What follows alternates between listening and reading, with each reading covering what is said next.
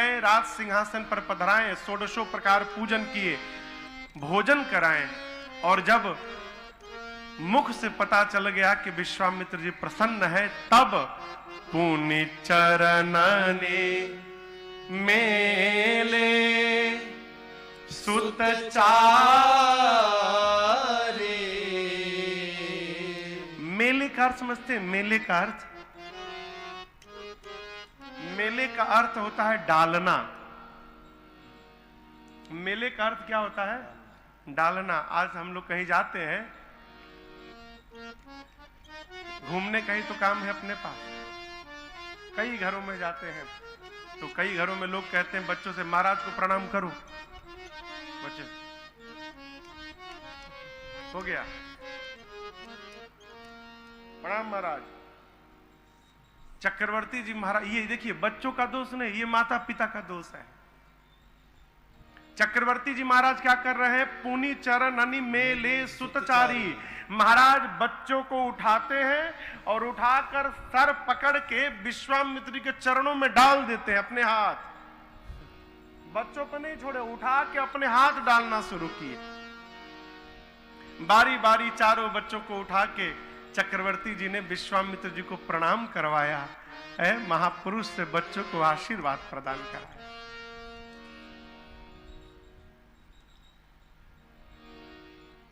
आपको बताऊं, विश्वामित्र जी ने जब राम जी को देखा ना, राम देखे मुनि देहा विसारे। राम जी को देखकर विश्वामित्र जी अपने शरीर की सुधि समाप्त कर बैठे। मैं कौन हूं, क्यों आया हूं, कहां से आया हूं, कब आया हूं, कैसे आया हूं, विश्वामित्र जी सब भूल गए। राम जी को निहारने लगे। और देखिए विश्वामित्र जी जब राम जी को निहारने लगे ना, तो महाराज की चिंता और बढ़ गई। अरे राम, ये तो राम को ही देखे जा रहे हैं। तो तुरंत विश्वामित्र जी बोले, हाँ ठीक है ठीक है ठीक है। महाराज बोले, ठीक है, आप कहिए क्यों आए हैं आप? क्योंकि ध्यान हटे राम से। चक्रवर्ती जी बोले, कहिए आप क्यों आए हैं? आपको कहने में विलंब होगा मुनिवर, दशरथ को करने में विलंब नहीं होगा। आप कहे नहीं कि आपका काम पूरा किया, क्यों आए हैं आप?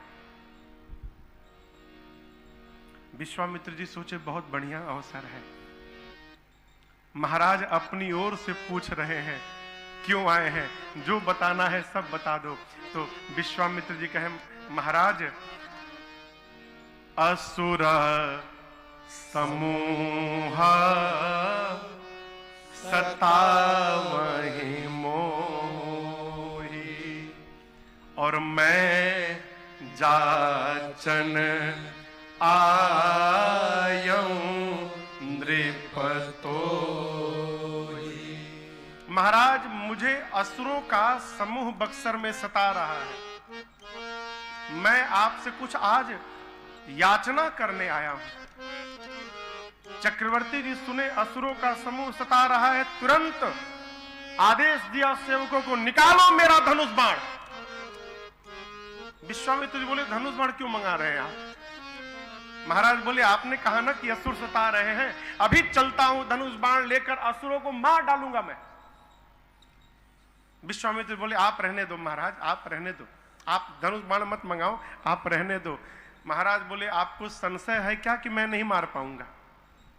विश्वामित्र जी बोले, संशय नहीं, पूर्ण विश्वास है कि आप निशाचरों को मार सकते हैं। लेकिन महाराज आज मैं मारने वाले को मांगने नहीं आया हूं, आज मैं तारने वाले को लेने आया हूं, इसलिए मुझे आपकी आवश्यकता नहीं है, आप रहने दो। महाराज बोले, मेरे घर में तारने वाला? विश्वामित्र जी बोले, है ना, कौन है? तब विश्वामित्र जी बोले, अनुज समेता देहु रघुनाथा, अनुज समेत देहु रघुनाथा, निश्चर पथ में हो बसना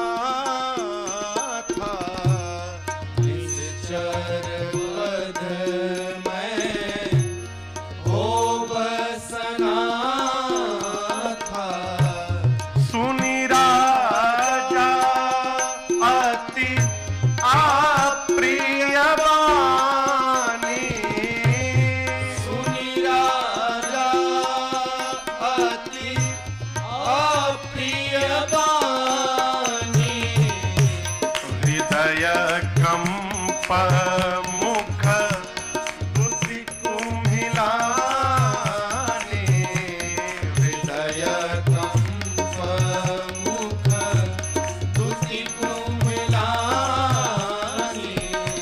हृदय कंप मुख दुति कुम्हिलानि,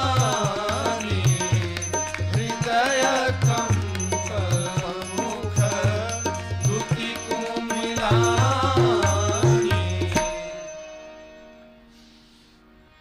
विश्वामित्र जी ने क्या कहा? अनुज समेत देहु रघुनाथ। यहां पर विश्वामित्र जी ये नहीं बोले कि लक्ष्मण जी के साथ दीजिए, क्या कहा? अनुज समेत। तो लक्ष्मण जी से पहले अनुज तो भरत जी हैं, तो राम जी के साथ लक्ष्मण जी क्यों चले गए?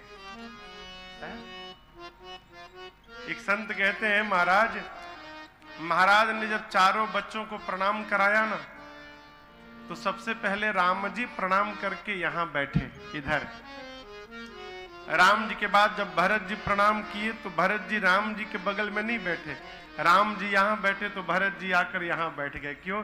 इधर बैठा भी रहूंगा और सामने भैया रहेंगे तो भैया का दर्शन भी करता रहूंगा, एक साथ दो दो काम होता रहेगा। भरत जी के बाद लक्ष्मण जी प्रणाम किए तो जाके राम जी के पीछे बैठ गए, और शत्रुघ्न जी प्रणाम करके जाके भरत जी के पीछे बैठ गए। विश्वामित्र जी सोचने लगे, दो इधर बैठे दो इधर बैठे, इसका अर्थ है ये जो राम जी के साथ भाई बैठा है ना, ये राम जी के साथ ही रहता है, इनका साथ छोड़ने वाला नहीं। मैं तो एक ही मांगने आया था, लेकिन यहाँ दो दो मिलने का अवसर दिख रहा है, इसलिए कह दिया ये जो छोटे भैया है ना अनुज, इनके साथ राम जी को दीजिए। राम जी जाएंगे, निशाचरों का वध करेंगे, और आपके राम को प्राप्त करके मैं भी अनाथ सनाथ हो जाऊंगा। देखिए, वास्तुतः अनाथ हम और आप उसको कहते हैं जिसके आगे पीछे कोई ना हो। माता पिता भाई बहन घर द्वार कुछ ना हो, कहते वो अनाथ है। अनाथ वो नहीं है, अनाथ वो है जो सब कुछ होने के बाद भी भगवान का भक्त न हो पाया, उससे बड़ा अनाथ संसार में दूसरा कोई नहीं है। और ये मन से मानने का व्यवहार है, ये व्यवहार मन से मानने का। क्या हम भगवान के हैं, भगवान हमारे हैं। विश्वामित्र जी कहते हैं आपके राम को प्राप्त करके मैं सनाथ हो जाऊंगा। राम को मांगा तो महाराज का चेहरा उतर गया। महाराज बोल पड़े, अरे राघव देना। और जीवन में जब बहुत क्रोध की अवस्था में आना, तो उस समय कोई निर्णय मत लेना, इन दोनों में नुकसान केवल और केवल तुम्हारा होगा। आदमी खुश हो जाए तो कहे हाँ कहो कहो जान दे दूंगा, और सही में जान मांग दिया तो कहिए। क्रोध में, देखिए कल ही मैं किसी से चर्चा कर रहा था, क्रोध में सबसे पहले बोध समाप्त होता है। कहीं पर मैंने पढ़ा था कि जो व्यक्ति आपको क्रोध दिला सकता है, वो आपको जीवन के किसी मोड़ पर परास्त कर सकता है। जो आपको क्रोध दिला देगा वो आपको कभी भी हरा सकता है, सावधान। महाराज प्रसन्नता में वचन तो दे गए, जो कहिएगा कहूं सो करत न लाभहूं बारा, जो मांगिएगा दूंगा। और जब मांगा गया तो मना कर दिया नहीं दूंगा, साफ मना कर दिए नहीं दूंगा। अब आप बताओ, आप कोई कार्यक्रम रखें लोगों के सहयोग से, लोगों से आपने विमर्श किया कि ये कार्यक्रम करना है, उसने कहा हाँ ठीक करो ना, हम है ना, जो कहिएगा सहयोग करूंगा। एक मांगिएगा मैं 5 दूंगा आपको, आप आगे बढ़िए। सरकार, आप उनकी बात सुनकर आगे बढ़ गए, और जब अवसर आया आप मांगने गए तो वो कह दे है ये नहीं है, कहां से देंगे। तो आपको क्रोध आएगा कि नहीं आएगा? आएगा ना। महाराज पहले कहे कि विश्वामित्र जी मांगिए, आपको मांगने में विलंब होगा, मुझे देने में नहीं होगा। अब मांगने पर मना कर दिया, नहीं दूंगा। आप कहिए विश्वामित्र जी को क्रोध आना चाहिए कि नहीं आना चाहिए? आना चाहिए ना। लेकिन आपसे बताऊं, महाराज ने मना किया ना, विश्वामित्र जी गदगद हो गए। गदगद हो गए हो। गदगद क्यों हो गए?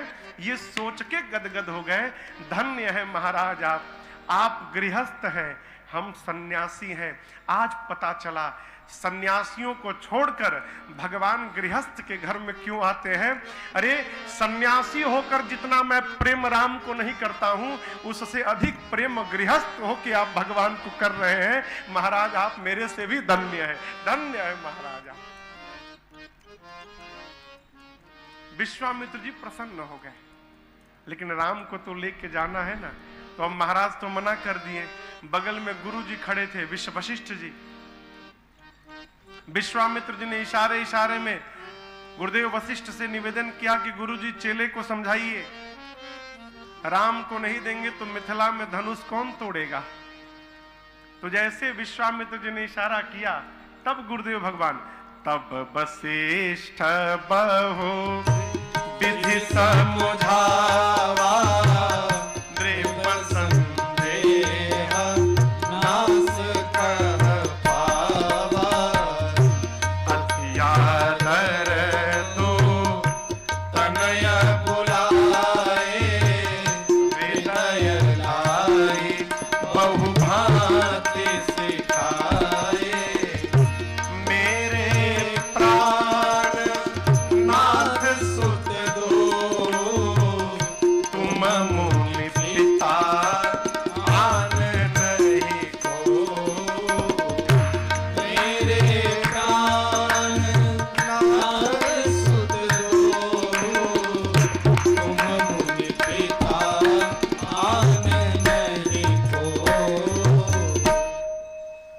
वशिष्ठ जी ने समझाया तो महाराज का संदेह समाप्त भया। क्या समझाया? गुरुदेव ने कहा, राजन मैंने राम को शिक्षा तो दे दी, परंतु अब आयुध की शिक्षा, आयुध चलाने की शिक्षा इनको विश्वामित्र जी प्रदान करेंगे, इसलिए आप इनको विदा करिए। यहां गोस्वामी जी लिखे, तब वशिष्ठ बहुविधि समझावा।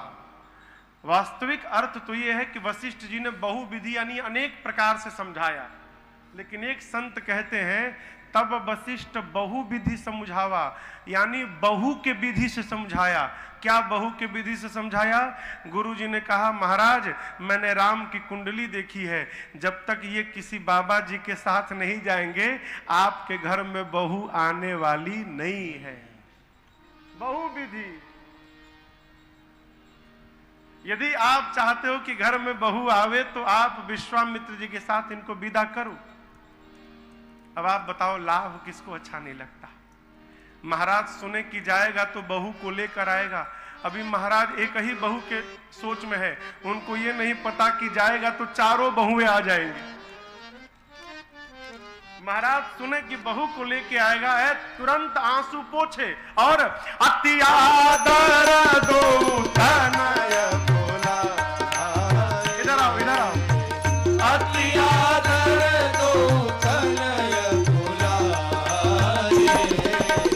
हृदय लाई बहु भांति सिखाए, हृदय लाई बहु भांति सिखाए, हृदय लाई बहु भांति सिखाए।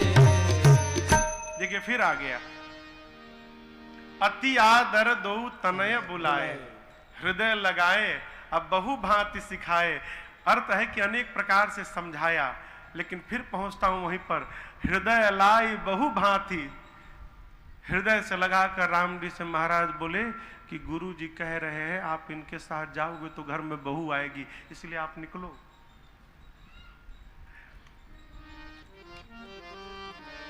यहां पर एक शब्द बड़ा अद्भुत है, अति आदर दो तनय बुलाए।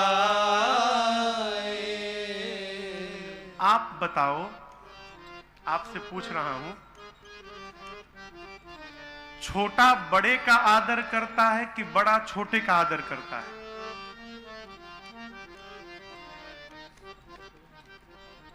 राजेश भैया, हाँ, छोटा बड़े का आदर करता है ना?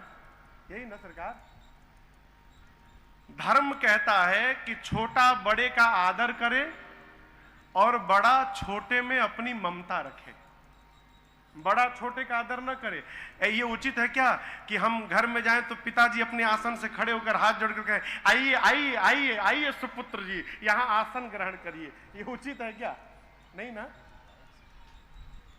लेकिन यहां महाराज दशरथ ने जब राम लक्ष्मण जी को बुलाया ना, तो ममता से नहीं बुलाया, आदर कम नहीं किया, अति आदर दो तनय बुलाए।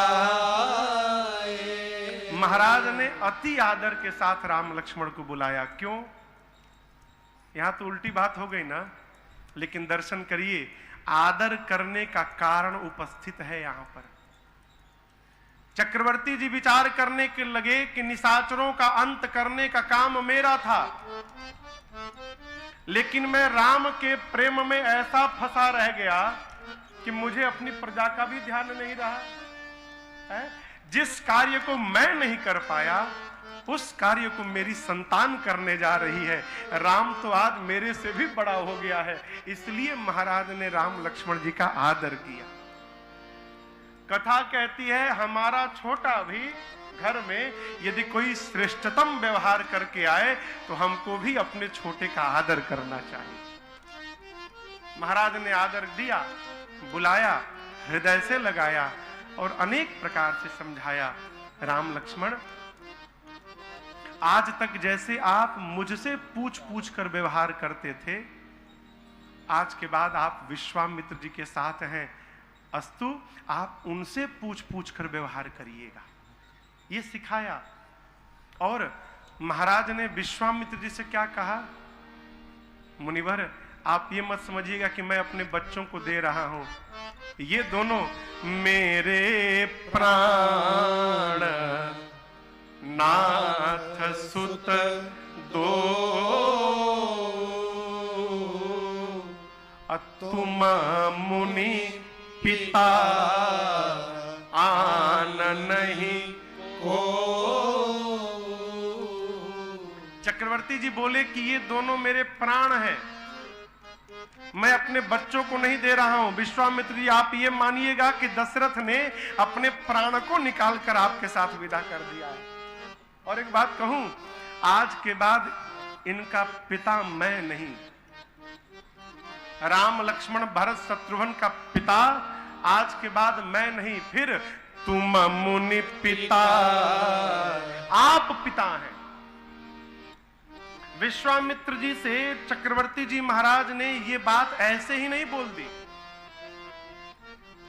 पूरा का पूरा अधिकार सौंप दिया। और यदि याद रखिए, ये बात महाराज न कहे होते तो विश्वामित्र जी मिथिला में राम जी के द्वारा कदापि धनुष न तुड़वाते। महाराज विश्वामित्र सोचते कहीं हम धनुष तुड़वा दें और महाराज विवाह से मुकर जाएं तो हम कहां जाएंगे। तो वहां पहले कहते कि राम अपने बाबूजी से पूछ लो तोड़े कि ना तोड़े, वो बोलेंगे तो आप तोड़िएगा। महाराज सोचे ये अवसर ना आवे, इसलिए पहले ही सारा भार सौंप दिया। आप ही पिता है, अर्थात बच्चों के बारे में कोई निर्णय लेना हो तो आपको मेरे से भी पूछने की आवश्यकता नहीं है, आपको जो मन करे सो निर्णय लीजिए। सारा भार विश्वामित्र जी को सौंपा। राम लक्ष्मण जी पिताजी को प्रणाम किए, पिताजी को प्रणाम करके गए रनिवास में, माताओं को प्रणाम किए और माताओं को प्रणाम करके भगवान चल पड़े। बाबा कहते हैं, श्याम गौर सुंदर दो भाई, विश्वामित्र महानिधि पाए। श्याम गौर सुंदर दो भाई, विश्वामित्र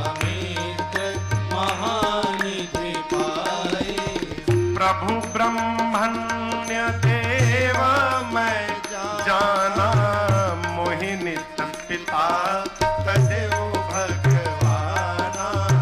प्रभु ब्रह्मण्य देव मैं जाना, मोहि नित्य पिता तदेव भगवाना। विश्वामित्र जी राम लक्ष्मण जी को लेके चल पड़े और क्या सोचते हैं, प्रभु ब्रह्मण्य देव मैं जाना। इसके कई अर्थ महापुरुषों ने निकाले।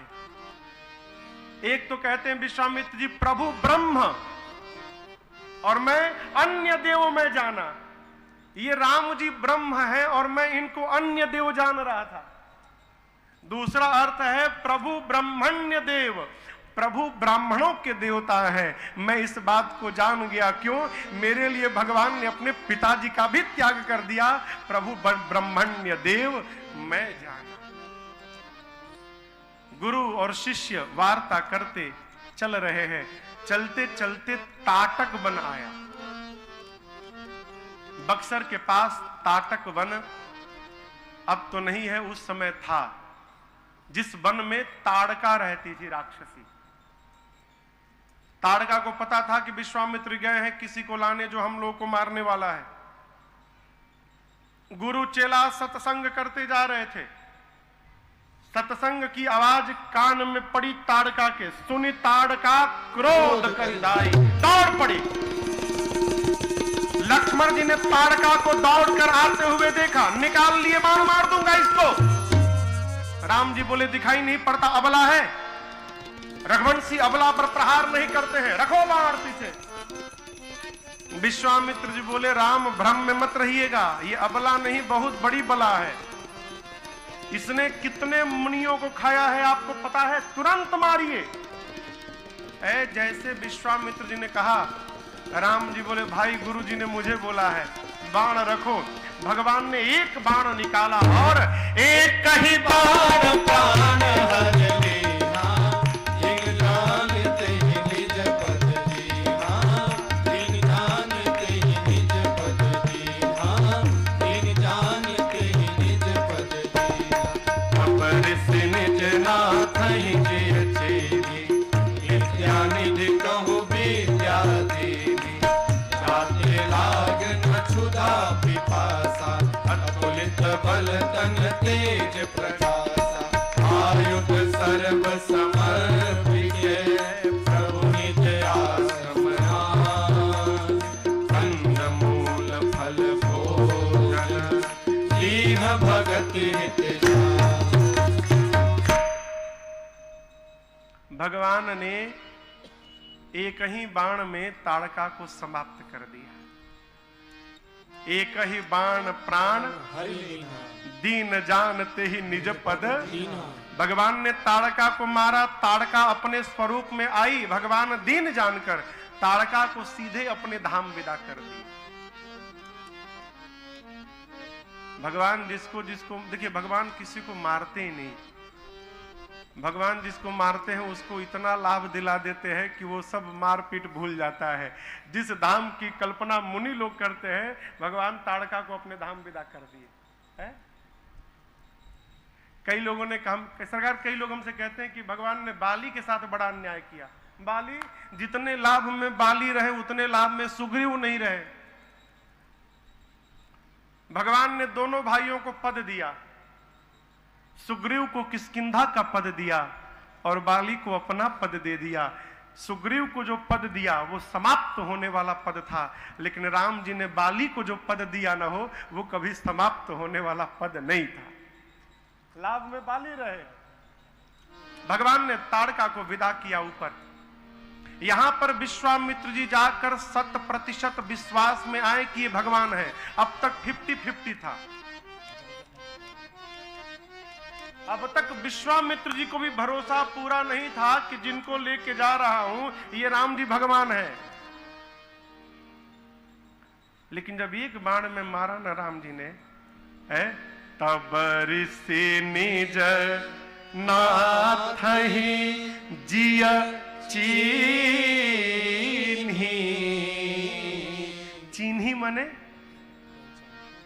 चिन्ही मने जानना अवधि है, चिन्ह चिन्ह। आपको एक विनोद की बात इस पर मैं सुनाऊं। हमारे एक चाचा जी हैं, हमारे भैया के ससुर जी, हमारे जो भैया है बड़े भैया, उनके ससुर जी।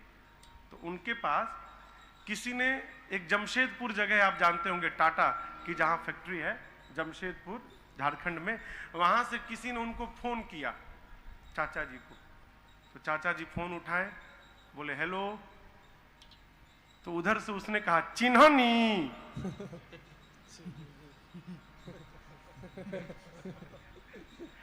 चाचा जी बोले हेलो, तो उसने कहा चिन्हनी, अर्थात पहचाने आप हमको? तो ये बोले कौन? मनमोहन सिंह। उस समय भारत के प्रधानमंत्री मनमोहन सिंह थे। तो चाचा जी बोले कौन? मनमोहन सिंह। तो बोले नाम मनोज। तो बोले कौन मनोज?